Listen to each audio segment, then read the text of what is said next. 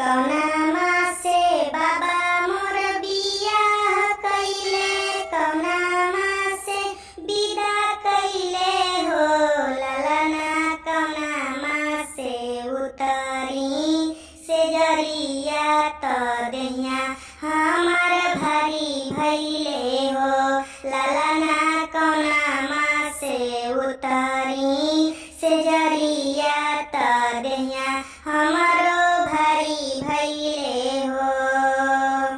मनमी चिलाला होला उलेटी ननदिया देखी हंसे, ननदिया देखी हंसेली हो ललना, बबुआ के आगमा बुझाला एही से देहिया भारी भइले हो ललना, बबुआ के आगमन बुझाला एही से देहिया भारी भइले हो।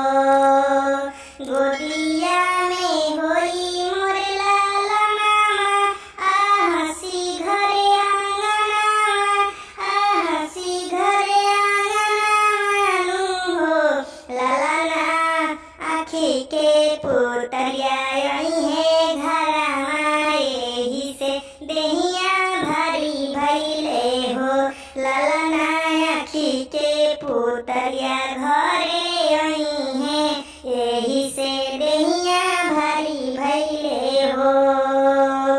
नैहरे से माई मोर भेजेली गरिया छोहरावानु हो ललना, लल से अंजोर होई घरवा एही से देहिया भारी भइले हो।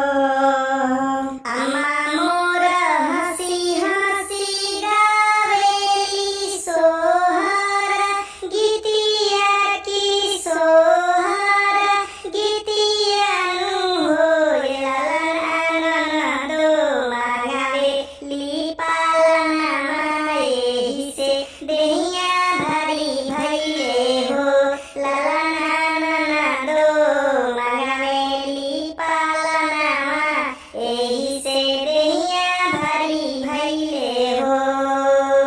भीतरी से मन हरसाला कमरिया पिराला, कमरिया पिराला नु हो ललना, तबो बानी मन बुझाला एही से देहिया भारी भइले हो ललना।